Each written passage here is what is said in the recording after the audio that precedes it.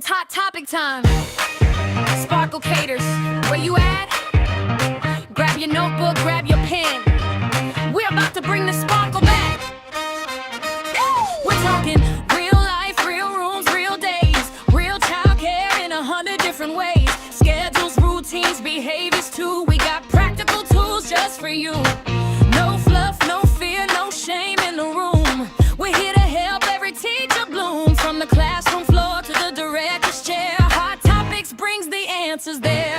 Bring your questions, bring your notes, bring that coffee, grab your toast. We meet you right where you are, then help you shine like the star you are. It's Hot Topics time. Let's talk about it. Real solutions, no doubt about it. Learn it, try it, take it back. Sparkle Caters, stay on track. It's Hot Topics time. Come get the tools for your center staff in classrooms too. Training you to sit is where we grow. Hands-on learning.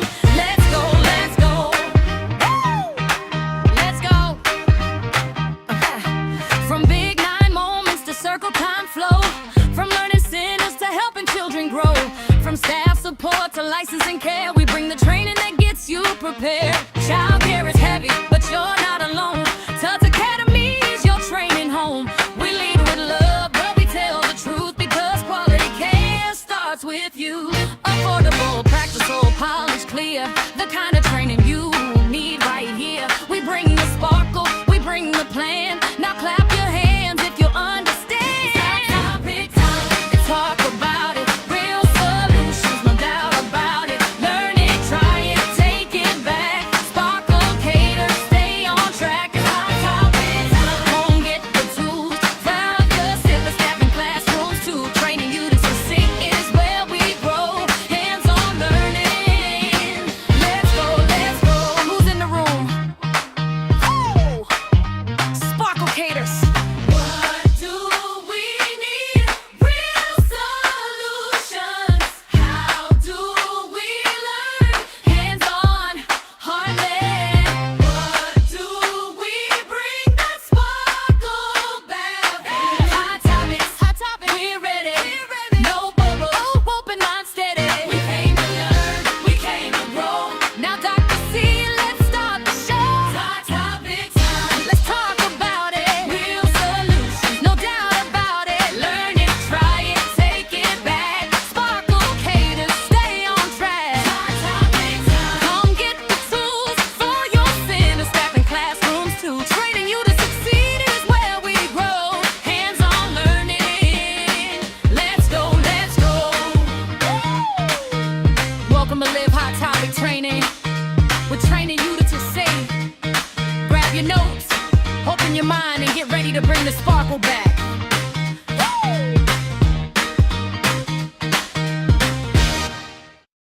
It's Hot Topic time. Sparkle Caters, where you at?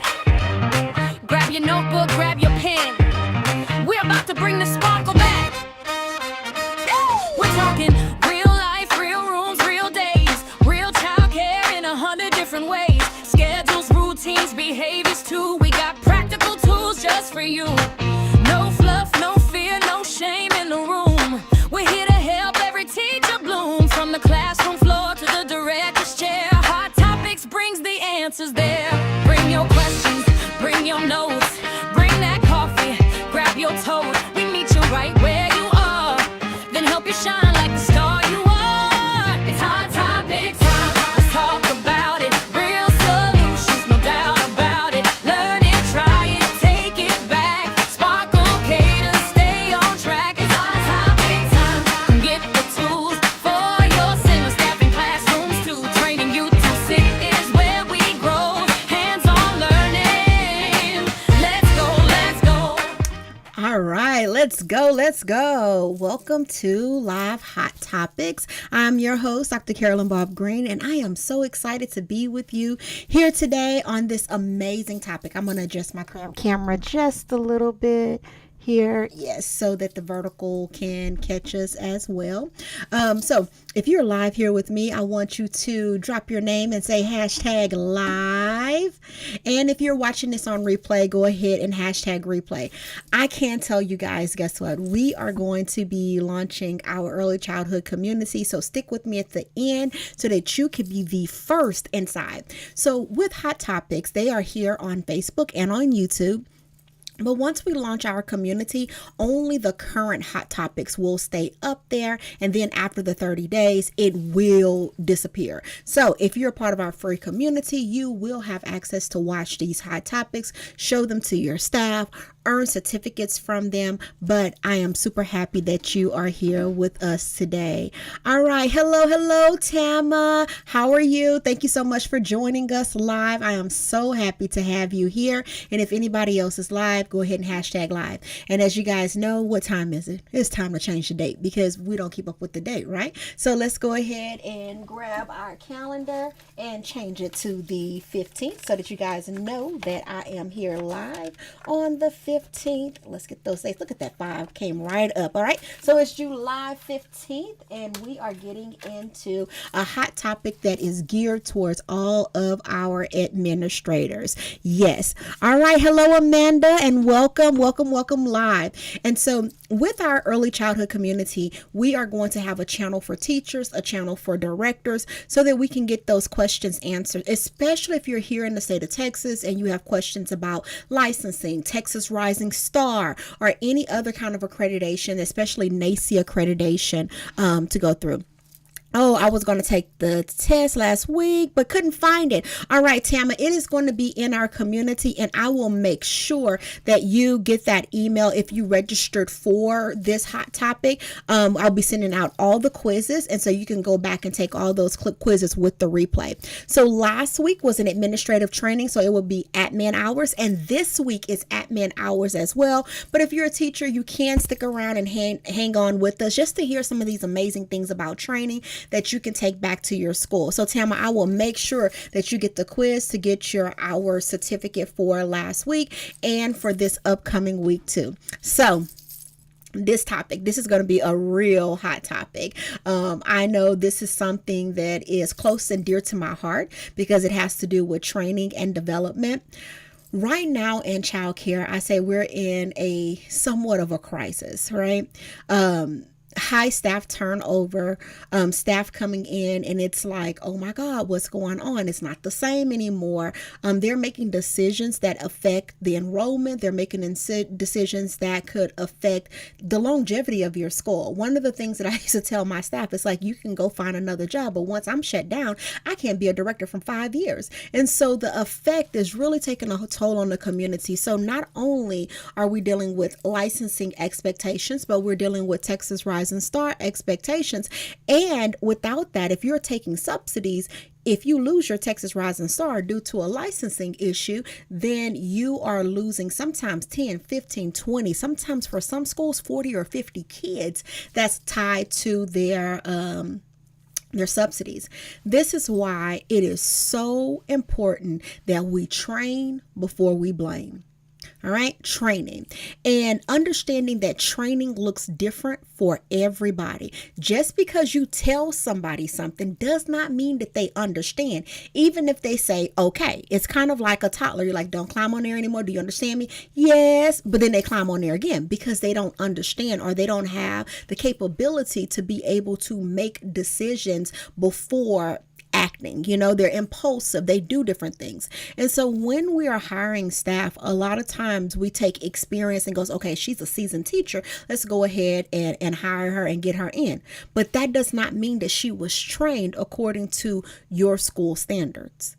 It does not mean that she has been doing childcare right the whole 20 years. So it didn't matter to me if you have never worked in childcare before or if you've been in childcare your whole entire life. You were going to go through the same training as everyone else so that you could never say out of your mouth, I didn't know. And you hear that a lot from early childhood professionals is, I didn't know, or no one told me. Oh, that's the first time I've heard that. Or, and you're like, I've been telling you that. It was in the policy. Did you not read it? So there are some things that we're going to go over tonight because I want you guys to really take into consideration some of the steps that I'm giving you today to kind of rewrite the story on how we train staff. And I know this as an owner, as a director in the past, that sometimes we just got to get them in, right? Because if not, we're going to be out of ratio, or we're going to be in a situation where, we're down to one teacher and not enough support in that particular classroom. So as we really dive in to understand training today, I want you guys to take notes and really think about what policies you have in place for onboarding teachers, annual training for teachers, staff meetings for teachers, and really following up with them and making sure that they are properly trained. All right. So we're going to get into today's training for all my leaders and for all my directors. And I just called it train it before you blame it, because there's a lot of pointing fingers that it's the staff. And the turnover is, because they don't want to listen. They don't want to do what they're supposed to do. But what I find in a lot of cases is it's the onboarding process that's the problem. And so we are going to figure out how to fix this with real training, real accountability, and then that strategic motivation that will push your teachers to make decisions without you having to watch over them and tell them what to do. So let's go ahead and get into it. All right. So the reason why I say that we should not be blaming before we train is because many a times when people come into childcare, they just skip over a lot. They miss ratios, they skip over steps, they skip over how to handle parents, and they're handling them the wrong way. The words that they're using out of their mouth is not aligned to your philosophy, and you're like, I don't even want them talking to my parents. And that's a problem if you say that about your staff, or she could have did this, or she could have did this better. And we're not actually teaching her or him, but instead we're just putting them in the classroom and we're giving them the policies and expecting them to read over it. Trust me, they haven't read over it. And a lot of times as directors and owners, because we were handed that manual, or we copied and pasted that manual, or we bought it, we haven't even read it ourselves. So we have to make sure that you are positioning them to be able to be held accountable. I says you cannot hold someone accountable for a standard you never taught them. And that's anything. And we can no longer say that it is common sense, because guess what? Common sense is not the same anymore. So what we think is common sense, and what we say, well, she should have known that, or he should have known that. They should know better than that. They said that they had childcare experience. They said that they had all of this experience in childcare, but yet and still they did this with this particular child, or they did that with this particular child. And it's because they were not trained properly on the standard. And so I always say, if you didn't hear out of my mouth, I can't hold you accountable, or assume that somebody else told you. And yes, let's be honest, this does take a lot of work, and it takes time sometimes. And then also at times it's very draining and overwhelming. And sometimes in some situations, we don't even have the time to make this happen. But understand, when you don't have the time to make it happen, you are going to see it in your staff sooner or later, and sometimes sooner than it is later, because what they do is they don't feel trained, they feel overwhelmed, they don't know how to function, and so they go on lunch break and they never come back, or they keep calling in sick, or they keep missing days because they do not feel like they really understand what the expectation for them is. All right. So telling yourself that you will train her later is a trap that we get ourselves in all the time. You're pulled every which way. You got to hold ratios, and sometimes onboarding gets pushed over to the side, and so things never get covered. So what is this costing you? It is costing you so much when we skip this. When training gets skipped, she is on the floor by day 2, counted in ratio, and guess what? You don't go back and check on her because you don't have time, because you're onboarding somebody else. So she's guessing. She's guessing what to do, right? Or she's being trained by that teacher that you know should not be telling her anything because she doesn't know herself. So she doesn't get the way that you want things are. She's getting it from her last center or from what she saw on TikTok or what she saw on TV. It is a guessing game. So then what number 3 happened, mistakes and blame starts to happen. So now she feels watched and not supported. Why? Because you're like, why did you do that? You didn't count your kids. You didn't know this. You didn't. And we just go in and it's like, okay, now I feel attacked. Like every time it's an issue, but you never really told me what to do. So I'm just guessing as I go along.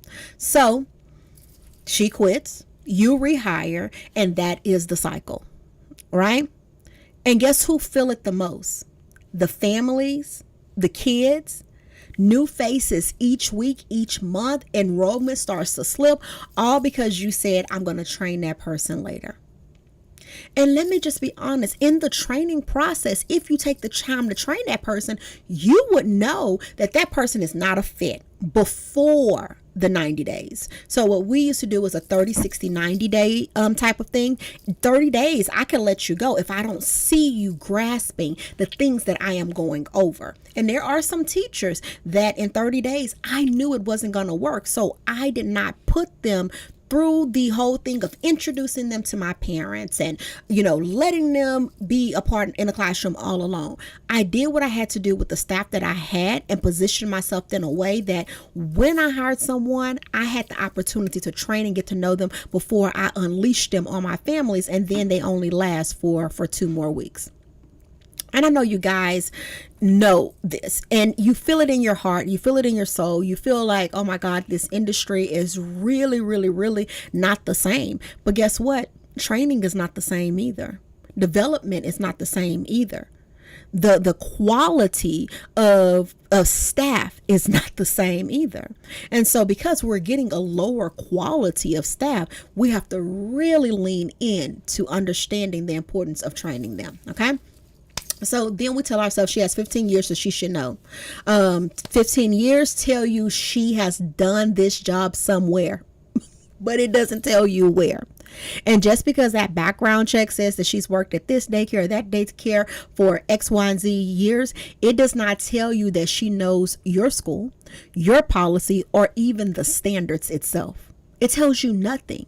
Even in the interview, they tell you the things that they think that you want to hear. But a lot of times when you get them in the classroom, they cannot apply it to the room and into the standards. So many veterans only know what they were told. All right. I had a teacher that came and worked for me. She had been in the childcare for over 20 years.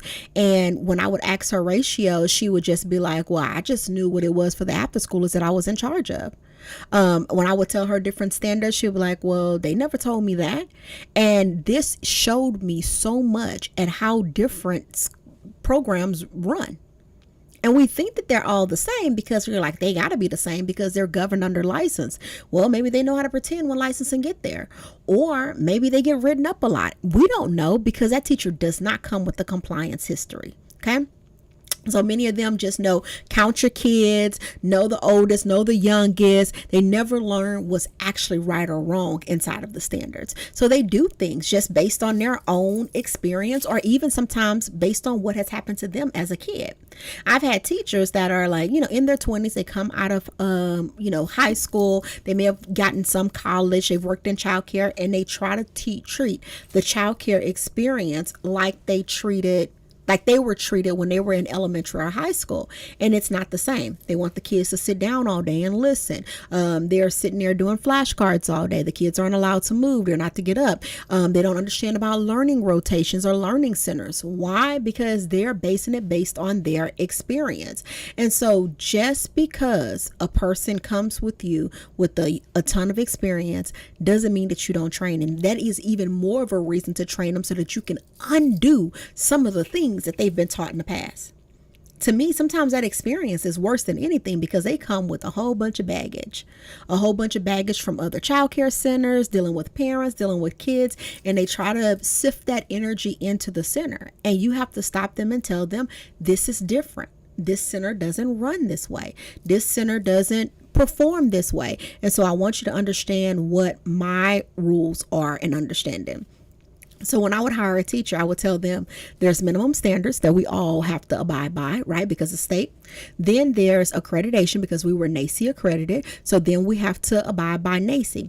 And then there are some Carolyn rules, some of my school rules, things that I like that supersedes both minimum standards and accreditation. It's just things that I think should happen in a child care center, and therefore is written in my policy. So therefore you have to understand that at your old center, you may have been able to sit trash on the floor, take it out, and wait to go take it during your lunch break. But here, we don't pull the trash until it's actually going to the trash can. Why? Because I don't want it in the hallway. I don't want parents walking up and smelling that. So each center has its own guidelines and its own rules, even from the fact of wiping faces and tying shoes and making sure they're clean before they go home.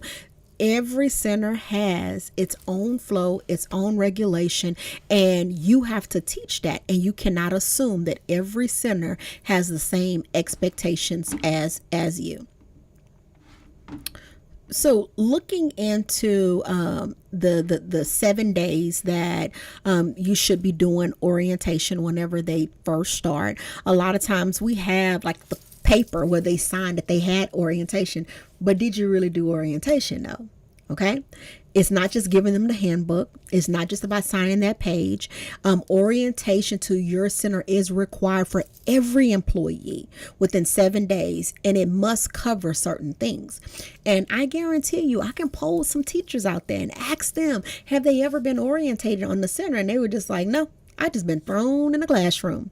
And so we want to do better so that we can get better results from our teachers, and therefore our children will get better equipped and better education. They will get better trained to go to public school if we do our part as leaders and administrators.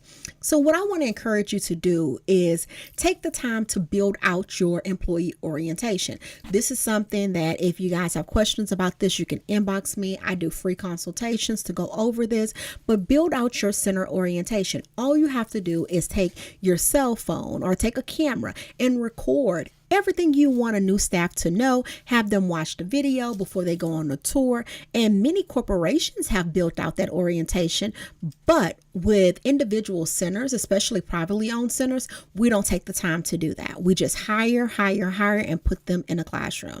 So in your video, number one, you should go over the minimum standards, especially the minimum standards that pertains to your staff.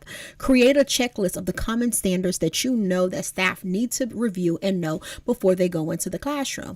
Make that a priority in orientation, and then the rest of the time that they're there in their 90 days, they can learn the rest of the minimum standards.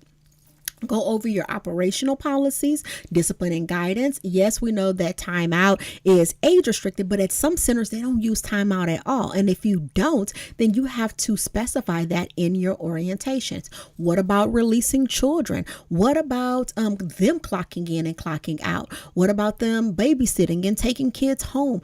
All of those things should be explained in that video that you make for your staff. Then go over a little bit of abuse and neglect, preventing it, recognizing it, and reporting it, and what your policies are around that. And yes, this could be an hour-long video or a 2-hour-long video. You can record it in sections, put it on Google Drive, give them the Google Drive link and let them watch it. But at least you know that you have gone over this information and orally, and then they can read it inside of the handbook, and then you're going to actually go and observe and make sure that they have the understanding of what you went over. What about your emergency preparedness? Exits are different depending on what school you're at. I've had teachers, I'll ask them like, hey, where's your emergency route? And they're like, I don't know. They've never even did a fire drill before or a tornado drill. So they don't even know, because every month it's signed off on, but it's not actually happening. Or they're not there when it's happening. So then if they're not there on that same day next month, they miss it again. So make sure that you tell them where it's posted, how it works. And yes, this may seem like a lot, but on a Saturday, if you just say, hey, let me muster up the energy to go into my center, create this video and put it, this is something that your old staff, new staff, everybody can watch, and then you bring them to a staff meeting and say, hey, you know what, this is what we're going to be doing for all the new staff. What are your suggestions? What are some things that you think that I should add to the video? One of the things that was in my video, because we used to transfer phone calls to the classroom, is even how to pick up the phone and not say, hello, yeah, say your name, who you are, what classroom it is, because sometimes that parent may be transferred to the wrong classroom. And so what I did is I made a list of the common problems that I seen amongst my staff, and I included that in the orientation video. I also went over medication, where they can find allergies, just some safety things. If it was transportation, how we transport kids, because we had a unique way of transporting children. The logs were a little bit different. Even how we did medication and group, that was different. So I wanted to make sure that they understood how that worked. So as I created this orientation video, I saw a huge shift in the attitude of my current staff and of the new staff that was hired, because they knew exactly what to expect when they were onboarding. I went over everything that they should know within those first 7 days of being there, from uniform, from what shoes they should wear, what pants were allowed inside of the school, playground time. We go outside twice a day unless weather permits. And if the weather is bad, you take them into what we call make-believe area. And in that make-believe area, you should be able to run, jump. We do not supplement outdoor play with sitting down at the table or reading a book. The children still needs that physical activity. So all of these things, I made sure that the staff knew within the 7 days. Then we did a tour of the building. I showed them where everything was.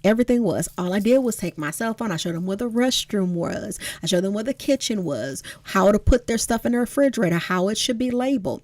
And did it take time to do this? And did we have to update it and revise it as we remember things that should be included in it?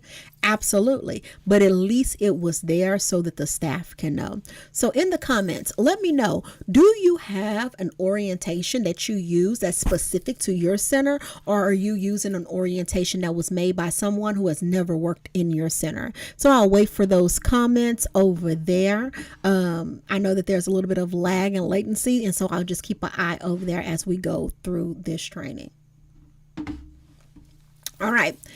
8 hours before she is counted in ratio if it is a new caregiver. So here's what I did. No, they don't have to have pre-service if they come from another center or if they have new experience. But if you never worked in childcare, number one, you had to take my orientation. And number two, I don't care how much you had an experience, you had to do the first part of pre-service, which is the 8 hours, and the rest of it, you would get that training as you were going and being in the classroom. So essentially, if you worked in my center the first year, you were required to have 48 hours. I didn't care if you had experience or not, because that experience has nothing to do with me, and it is not my business. You know what, Tama? I'm going to have to pull that up on screen because that is funny. We do, but it's 100 years old. Let me tell you, I've worked at schools and I'm like, when was this written?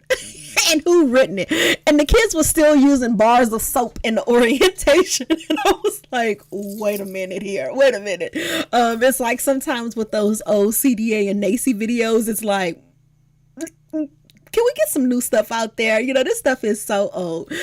So yes, I would definitely dive into revamping that and putting a team together. Like my teachers loved it. I had a teacher that filmed. I had a teacher that was in the video with me. And so it was a fun process for our school to recreate that and make sure that they knew exactly what to do. A lot of times when you work for corporate schools or if you're a franchise, they give you the orientation, but I still encourage my franchisee owners to take a look at what the corporation is sending them and make sure it aligns to their policy, because within each franchise, that franchisee owner has their own policies and procedures, and you have to make sure that you have that supplemental guide or that supplemental video to go along with that corporate video to ensure that that person knows your policies and procedures as well. So I don't care if you're new or old, you're going to get that foundational trainer, baby. You're going to get that foundational training because I want to make sure that you're equipped for your classroom. And I would be told by my staff that I never knew that, Ms. Carolyn. Like, thank you so much for explaining that to me. I never knew why that was told or why they asked to do that. And I'm going to give you something so simple as labeling shelves.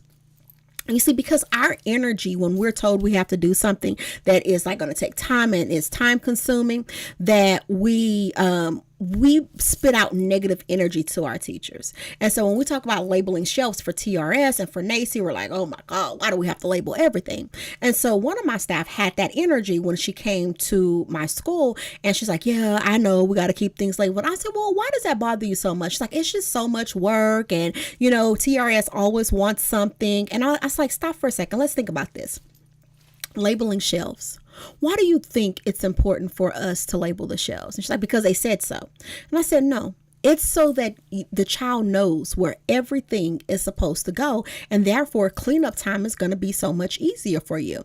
If a child has a whole bunch of blocks on the floor, and they don't know what shelf it goes on, they don't know what basket it goes in, they're just going to pick it up and put it anywhere, and then your toys are going to be all mixed up, which is going to be frustrating for you as a teacher.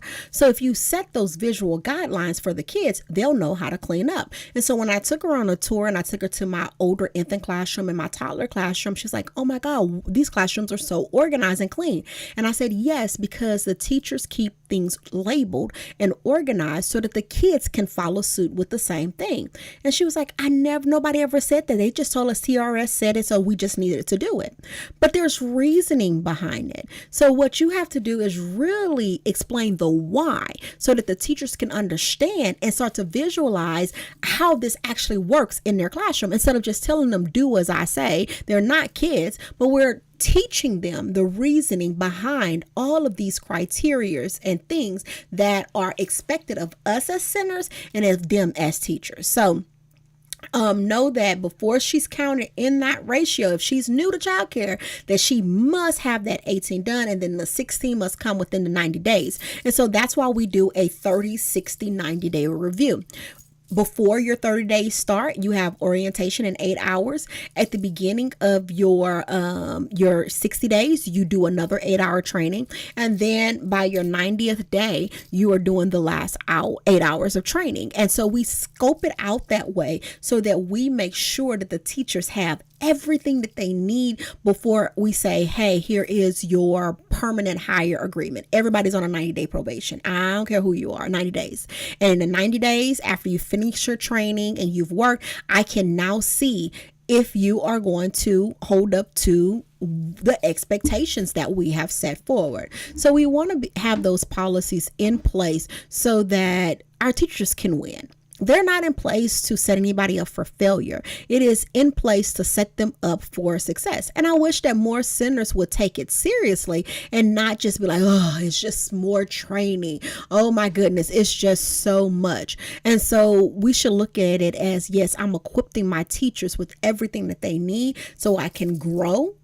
I can raise my tuition because this is a quality center. So all right, so she did the outline module, so she's ready to go. All right, outline and self-instructional training has a place. It's not there to lay your foundation, right?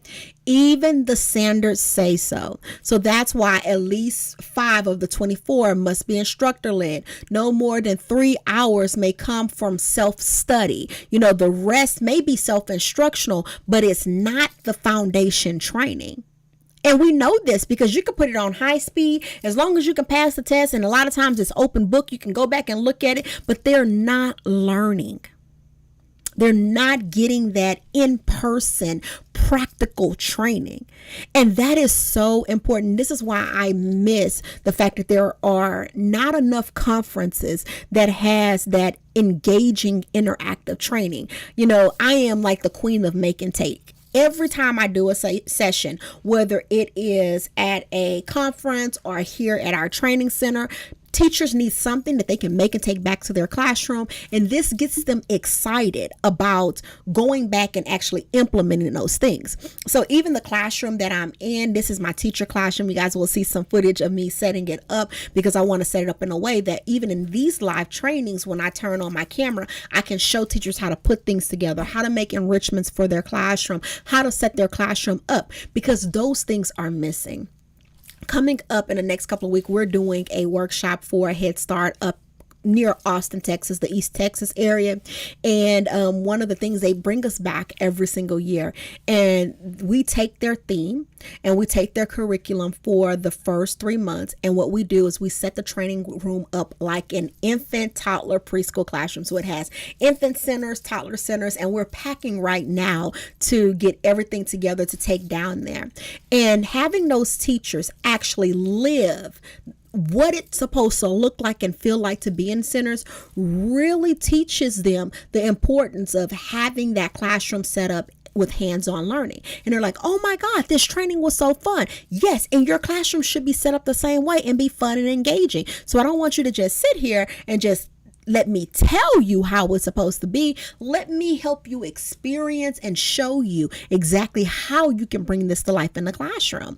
And so watching modules cannot teach you how to hold a baby the right way. It cannot correct you in the moment. None of that. Only hands-on experience training, and you going into their classroom and providing training, bringing in trainers who can work with that teacher on a regular work day. Because dealing with a troubled child, I can tell you all day, this is what you do, this is how you handle it, blah, blah, blah, blah, until that kid throws a block at you. Then it's something totally different. But because they're not getting that practicalness, this is why they're struggling so much.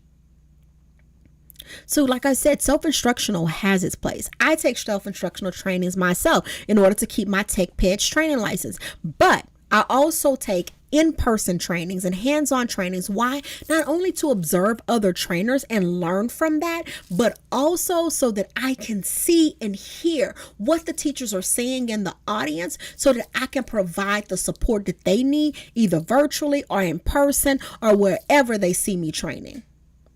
So yes, I know that we have to take some self-instructional training, but it should not be the foundation in which our teachers are built. And most of our teacher foundations are built on agri-life.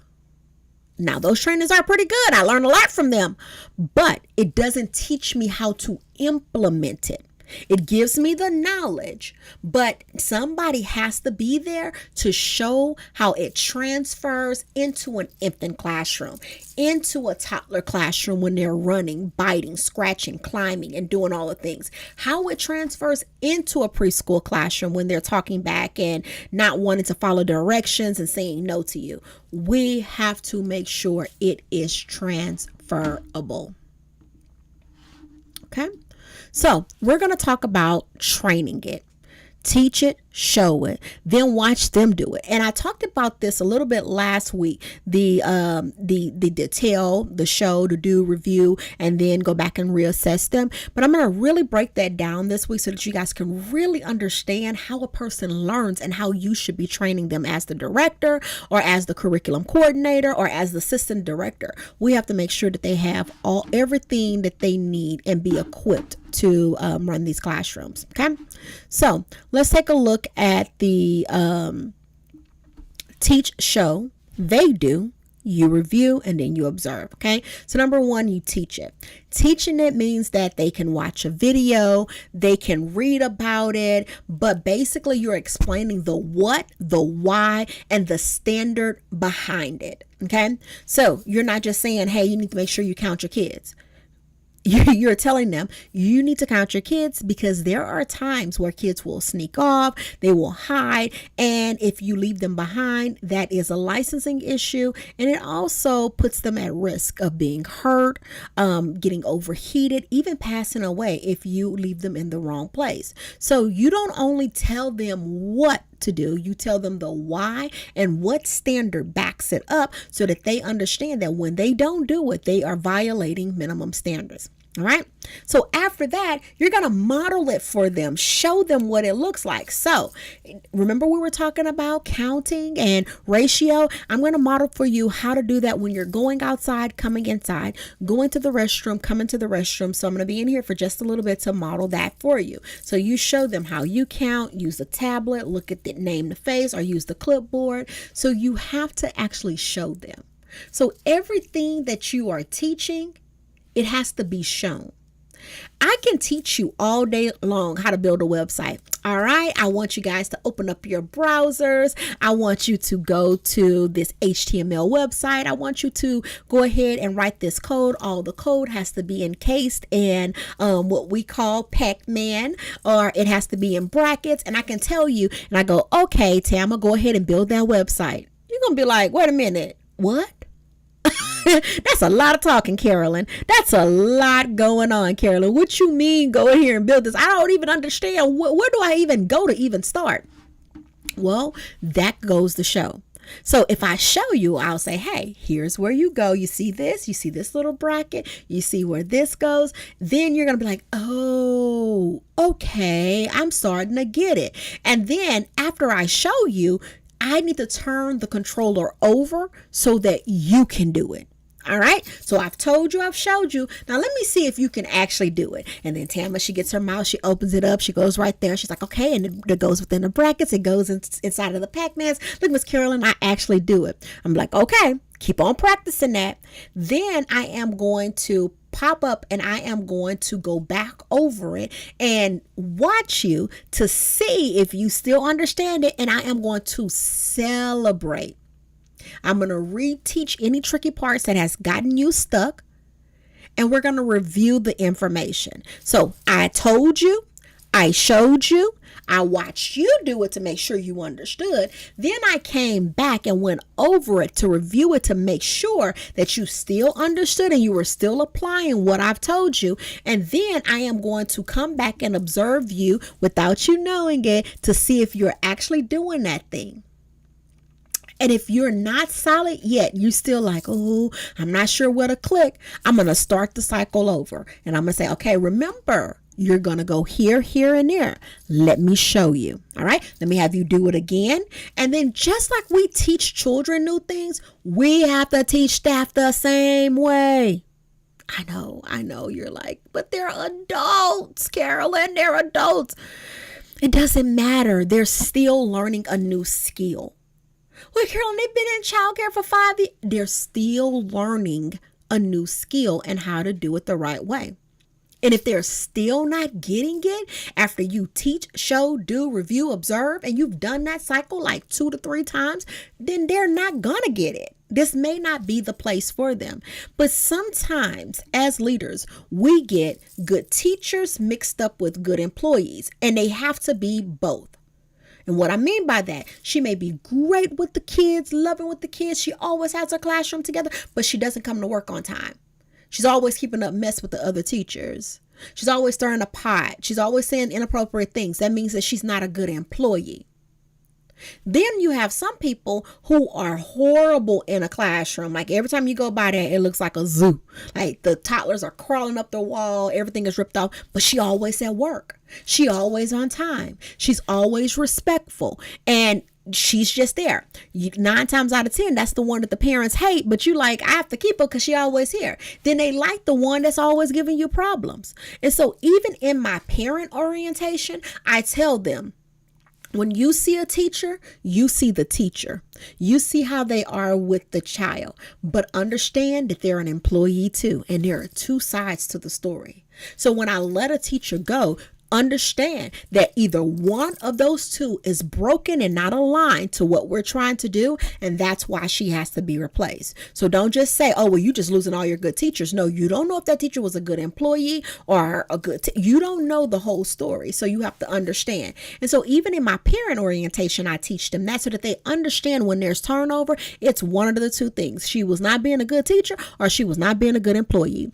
And as a director, you cannot hold on to people because you're like, well, at least she can control the classroom. Absolutely not. You have to be a good employee too.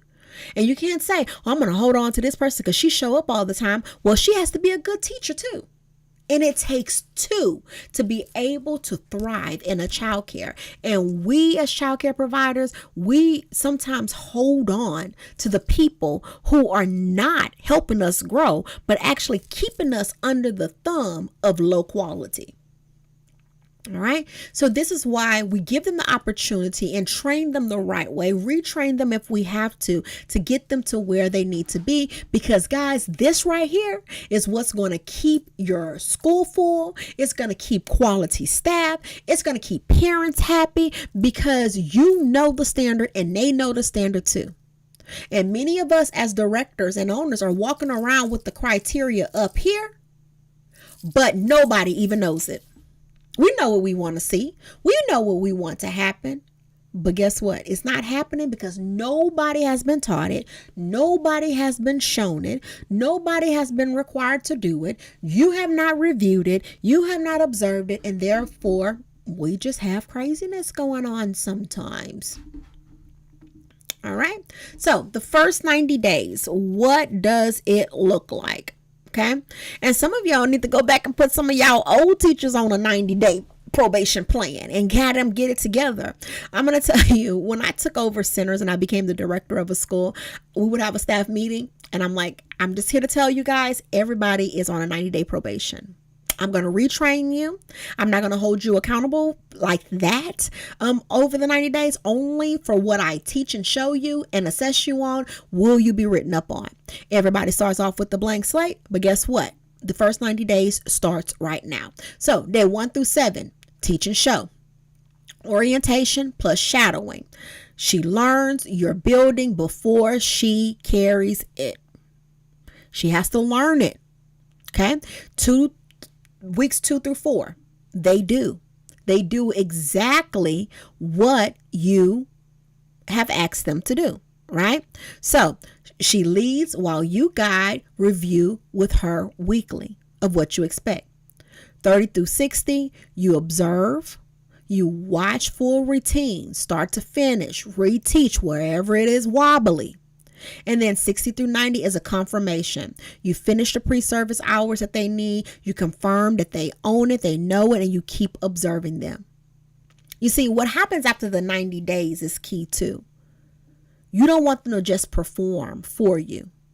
And then they don't do it anymore because they know that you're not going to come and check on them.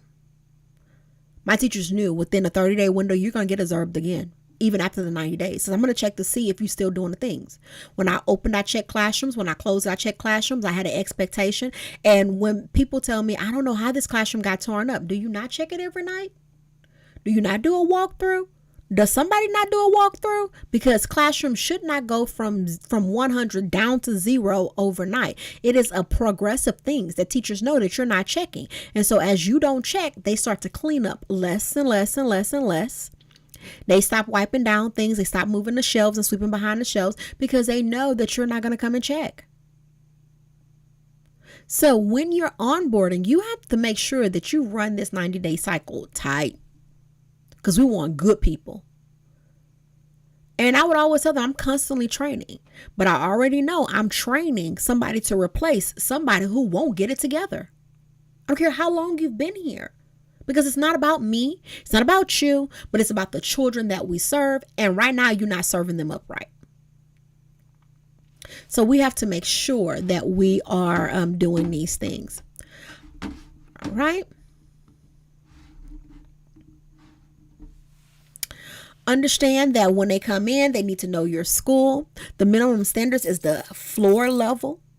Your center is the building. Teach both. Your flow, your policies, your system, your people, your standards, your culture. You have to teach it. One of the things that was big to me when you're talking to a parent, you say yes, ma'am, and no, ma'am. You say yes, sir, and no, sir. You call them according to what they want to be called. You don't call them mom or dad. You call them by their name, Mrs. whatever, Mr. whatever. And if they're like, oh, no, you can call me by my first name, you can call them by their first name. Understand what lunch breaks look like. I call you and I let you know if somebody's running behind. This is my flow and how things work. This is how I write you up whenever you do something. This is how the communication goes. We don't hold grudges. They have to understand your culture. It was hard for my teachers to understand that after a conversation, the conversation is over and we back to regular routine. I'm not mad at you about something that happened yesterday. We're going on. We're moving on. We don't have time for that. And so they were like, yeah, because at my old school, when I got in trouble, I had to watch my back because I knew what was coming next. No, nothing is coming next unless you want something to come next. I'm over it. I'm done. You did it. We talked about it. We got the solution for it. And we're moving on to the next thing. So I had to teach that culture inside of my building because I didn't have time for the pettiness. I didn't have time for the cattiness. We're moving on and we're growing from our mistakes. And to be honest, because I let my teachers carry, we're going to talk about accountability in just a second. I let them carry their own accountability. A lot of times they will tell me before I would even know. And I'd be like, okay, well, let's fix that. Let's try to take care of that. Oh, Ms. Carolyn, I forgot. Okay, let's try to fix that. Let me call that parent and get ahead of that. Thank you so much for letting me know. Then I will go back and say, okay, how can we prevent this from happening again? What do you think that we should do? What will help you to be able to remember these things? So you have to understand. And I know this is a little bit she. Guys that are on here, she and he. Okay, I will go back and make this gender neutral. All right. Then hold it. Accountability is not babysitting. This is the problem that most directors get into. Oh, they don't listen to me. You're not their mama. That's why they don't listen to you.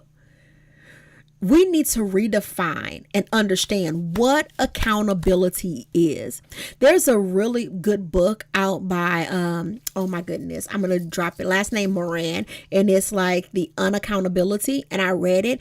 And on page 1, when I was reading it, I was like, oh my God, every daycare needs this book out there.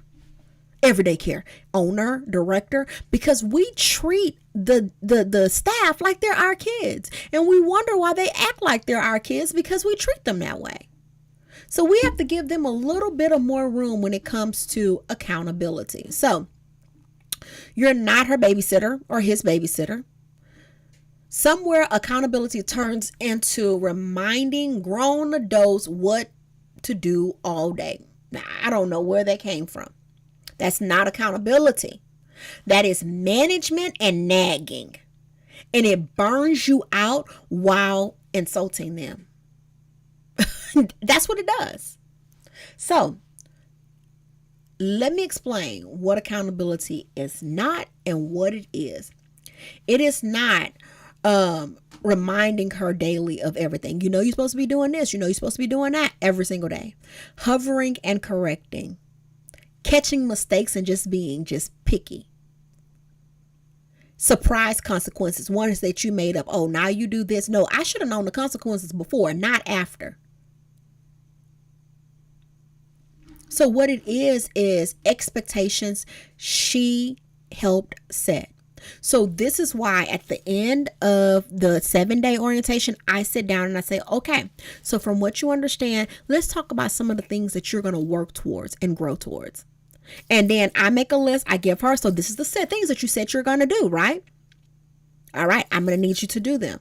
And I'll be following up with you. I'm not going to tell you what I said. I want to go based off of what you said that you're going to do. Have them write their own write-up slip. Why are you writing this up? Because I want you to now tell me how you are going to perform based on what I trained you on, based on what I showed you, based on what you've done. Let's set it up. Consequences she already know. Don't make up consequences. Oh, well, she gets fired for this, but such and such didn't get fired for it. Oh, she gets written up for this, but such and such didn't get written up for it. Consequences should be well defined and outlined inside of your staff handbook, and it should be gone over frequently so that they all understand what the consequences are for certain actions. Therefore, there is no questions. You already know what it is. Ownerships that belong to them. Own your classroom. Own your curriculum. Own your space. Make it yours. Love on it a little bit. Tell me some things that you're going to do to make it your own. Tell me some things that you're going to add that shows that this is your place. When people walk into my office, they know, oh, this must be Carolyn's office. They can feel it. They can see it. It's bright. It's colorful. It represents who I am. So therefore, if they walked in and it was dull and I had to be in here and it had to stay that way, I wouldn't be able to last long because I don't have no ownership. I won't respect it the same. I won't love it the same because I don't have that attachment and that ownership. Praise what's working. A lot of times teachers don't hear from us until something is wrong. Same thing with parents. They don't hear from us until something is wrong. But let's celebrate teachers when things are right. Have a weekly sparkle meeting. Hey, this person gets the sparkle crown. This person does this. Let's celebrate their wins instead of always nagging and only talking to them when they're doing something wrong. All right. Let them set guidelines. Ask them, what does a good teacher look like? What does good look like in your room? Make sure that you two agree on the expectations. Let her name. So if you don't do this, what are some consequences that you could face? Write it down in agreement. Have you both sign it. And hold it up as exactly as agreed. They're adults. They are capable. Treat them like it, but train them like they don't know. Okay, so that's why we have to have these conversations. At the end of the 90 days, there should be something in place. Hey, do you understand everything that I cover? Do you sign off on everything? Do you have questions about them? Are you unsure about something when it comes to diaper changing? Because I saw this. So tell me what you need support in. What do you expect me to do whenever you are in distress or when you need something? Well, if you don't change them the right way, what are some things that could happen? What are some of the consequences that go along with that? So we want to make sure that we are setting those guidelines of ownership so that those teachers can take ownership.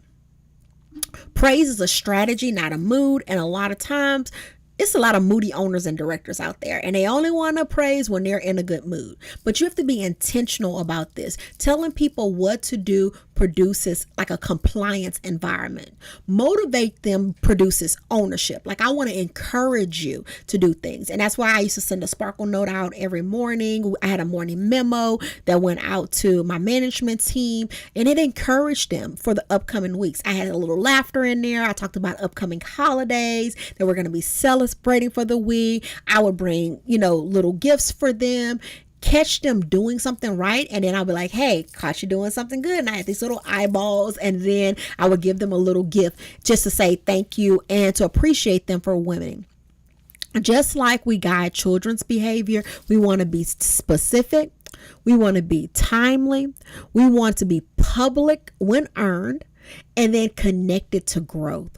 Show her where it's going to lead to if she continues to do those things. Hey, if you keep doing that, your classroom is going to be able to clean up centers, and all you're going to have to do is raise your hand and they're going to get on board, because look at how you're working. Look at how you're laying that foundation. But we got to come from behind the desk to do that. I used to call, I do a management for leadership teams to tell them like how to prioritize. And a lot of times they bottleneck their staff throughout the day, and they try to do work that needs to be done around floor hours during the day, and that time should be spent in the classroom. And so what I do is I have them map out their day hour by hour, and during the peak hours of the day, like during lunchtime and nap time and during morning time transition when parents are coming in and children are shifting, that is not the time to be doing paperwork in your office. That is the time to be seen. It's time to be on the floor. It's time to support teachers.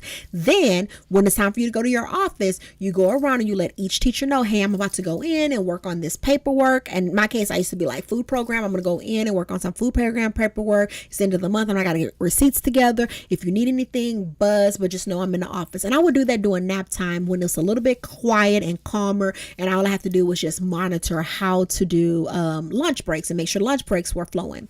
Then if I knew it was the first of the month, I would either come in before my shift or stay after my shift to get that paperwork done. But when I am there as the leader, I want to support my team. I want to support the staff, not just be behind the desk the whole entire time. So I made my schedule, and I work with leaders to make their schedules so that they have time to go and visit their classrooms and see what's going on with the kiddos.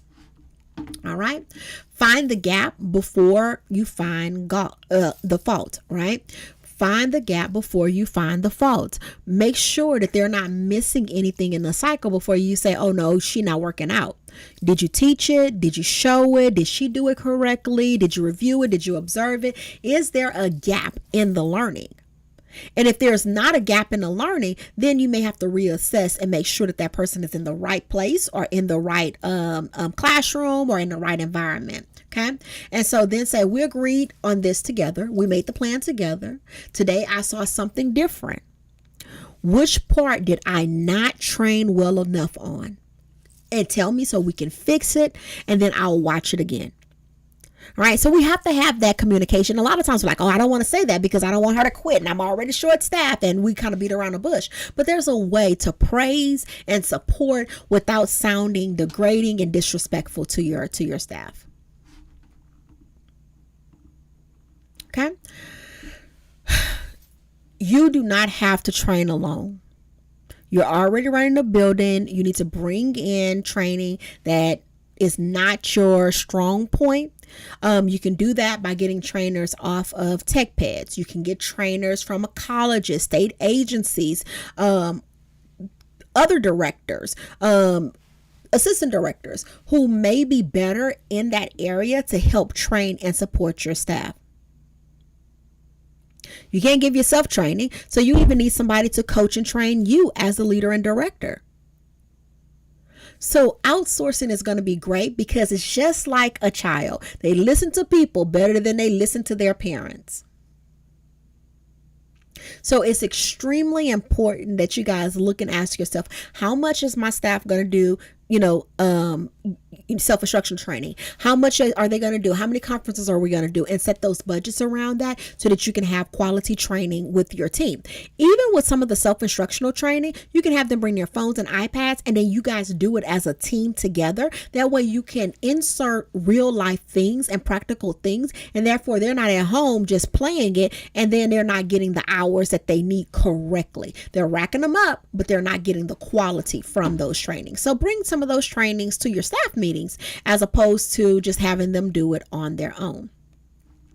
There's a reason for the 24 hours, okay? And there's a reason why you need 30. And if you're a Texas Rising Star, there's a reason why they need 30 and you need 36. And these hours are not just checking off the box. They exist so that your staff can learn how to practice these things that are in standards in the classroom, understand children development, and refresh their skills so that they don't get lost, right? Because sometimes your teachers, they just get stale. They're like, no, it's the same old thing. They don't get excited about the new school year. Oh, here comes that new group of toddlers. Here we go again. And so it's not about chasing those certificates and getting just because you need it for compliance, but it's about getting real training so your teachers will stay, grow, and have amazing classrooms. That's why training is so important. And I know we're like, oh my God, I got to go to another workshop. It's getting expensive and things like that. But understand that you're paying for the quality. You're paying to make sure that they get what they need. So I know we're here on a Wednesday and you have the rest of the week. And when you get back on Monday, just take a couple of days to really think about these things so that you have from now the weekend to plan out, and you can roll this out on a Monday, right? So who can you start the orientation with? When can you start filming that for your new hires? All right. How can you protect that first 8 hours before they go into the ratio? How can you do that? How can you make sure? Is it means that when you hire somebody, you have your assistant go in? Does that mean that you need to step in? Like, what needs to happen? And so then we need to make sure that you're not letting the modules that they're taking carry your foundation. So if you have that self-instructional training that you're using for onboarding, I'm not saying throw it away, but I'm saying like put it to the side and create something better. Make sure that you're running those cycles of teach, show, they do, review, and observe. Make sure that you're doing that with your teachers. And if you have a teacher struggling right now, identify her and take her through the process, and she will be living proof that this actually works. All right. So write down the accountability with them and not at them. Like, don't tell them often to write you up. Sit down and work with them and say, hey, like, let's talk about what just happened here. Explain to me what led to that. Let's make a plan for it. Let's put a system together, because I don't want this conversation to be a write-up. I want it to be your own accountability on how we're going to make this better. And a lot of times that's an opportunity for teachers to tell you exactly what they're thinking, they're feeling, and what they're struggling with. A lot of them will say, you know what, I wasn't trained. And then you're like, well, you were trained, but were they trained? According to their standards. Be a person who prays on purpose. Be specific, be timely, celebrate them for the work that they do, and then outsource when you cannot deliver on a topic that maybe you're not that diverse in. Maybe you don't understand preschool because you never worked in a preschool classroom. Maybe you don't understand discipline and guidance or center arrangements or developing enrichments for curriculum. Maybe you are not great at that. Therefore, don't try to teach it. Outsource it to someone who you know will do an amazing job. So therefore, train it, and you will not have to blame it. And sticking around, I am going to drop the link to our community. Let me see if I can get it pulled up here.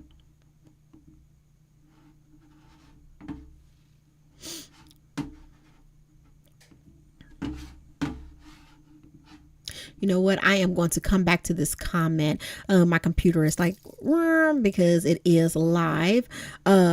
So I am going to come back here to go over the amazing community. So if you guys look on the feed tonight, come back to this video. I'm going to drop a link. Also, I'm going to email everyone who has registered, because remember, those training quizzes are going to be coming out to kind of give you guys a little story. We're switching our platform a little bit. And so that's why we're moving our hot topics into like a community so that you guys have access to those quizzes. Certificates are just $2. So if you come here and you watch this hour and you take the quiz from it, and I'm going to tell you this, if you go back and watch the quiz from the very beginning, it gives you the answers. It's a pre-quiz. Yes, a lot of people don't pay attention to that. So when Hot Topics comes on, it comes on with a quiz. And so pay attention to those quiz questions, because those are the questions that we discussed here inside of Hot Topics. So questions in the comments, I want to be able to provide that with you guys. I'm sorry about that. Yeah, I'm talking on the phone with my sister, but I'm telling her, hold on, once we finish this stuff. But hold on one second, you guys. I am running Hot Topics. Okay, so make sure that you guys are going back through the presentation, watching the beginning part of it that has that intro quiz, because those are the same questions that's going to be on the quiz. And I just want to make sure that you know what to look for throughout the training. All right. And then questions. So I'm going to open it up to questions. If you guys have some, let's go up here. All right. So I hope that you guys enjoyed this. I would love to hear your takeaways and things that you've learned. So if you're still here with me live, or if you're watching this on replay, go ahead and drop in the comments something that you are going to be committed to doing once you get back to your school, something that you're going to update, change, start doing with your staff. And I really hope this helped open your eyes and opened your heart to understand that the turnover is not just in the hands of the teachers and saying that there are not good quality teachers. It's also a part of us too. We can do better with training, laying that foundation, and giving them the tools that they actually need in order for them to grow and thrive as teachers. All right. So I want to thank you guys so much for being a part of these hot topics. Don't be afraid to drop questions inside of the chat. I will go back and answer them. Even if it's a couple of days from now, I still get the notifications and alerts that they're there. Also, I am going to drop the community. So Tamara, you can grab that. I will be letting people into the community this week. There you will find the hot topics and the quiz, and then you just pay the $2 for your certificate and you are good to go. So yes, Tamara says that she's going to make a video of orientation. She loved that idea. Yes. And I promise you, you're going to see a huge difference in your staff, because they're going to have the same consistent voice and the same consistent information.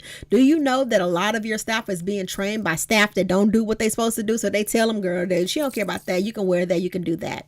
All right. So, okay, so it's because it's inside of the community, Amanda, and that's where it's going to be moved to. So this week I am sending out those to it. So all you have to do is just click the link in all 4 of them. So no matter if you've been there or not or watched it, you can watch the replay. So that is coming up this week if you've watched the Hot Topics. So just go in, click the link. You should get that on the email. Amanda, make sure that you registered. If you register, you should be good to go. So that means that you're on the list of Hot Topic attendees, and you will be the first to be able to get that. So understand that that's going to go out. I think I gave the date. It's going to go out this Friday. You guys are going to get the email. Make sure to check your spam because we did switch systems, so it will be coming from an email that is not our regular training. So that email is going to be howdy@mail.trainingyoutosucceed.net. Yes, howdy, because I'm a Texas girl by heart. And so that's where it's going to be coming from. So look for that on Friday, Amanda, and it's going to have the link to all of your quizzes to be able to take them, pay your $2 and get your certificate. And so that's just because we're moving everybody to a new community. That's why they haven't gone out as of yet. So Amanda and Tama, know that these 2 trainings this week and last week are going to be admin hours, and then the ones before are going to be just regular caregiver hours, and then the one next week is going to be caregiver hours. But for 2 weeks in a row, I wanted to focus on admin and give them admin. So I hope that that answers your question. If Amanda and Tama, if you do not get our email by Friday, I want you to go ahead and take my email address down. I'm putting it in the comments.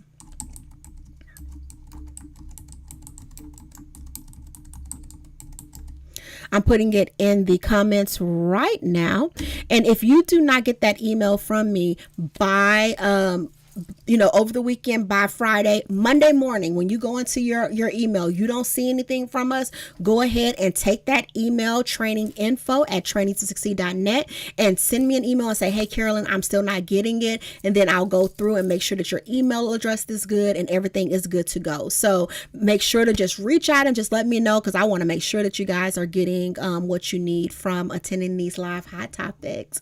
So thank you so much for joining us. Again, if you're watching this on replay, #replay, still drop your questions. Make sure if you want a training certificate that you actually sign up for the Hot Topics using our Hot Topics, going to our website and clicking on training, and then you can sign up for it. If for some reason you're like, I don't know where you sign up, or if I've been signed up for it, a lot of times if you're here, you signed up because you had to get the link to be able to arrive here on our live.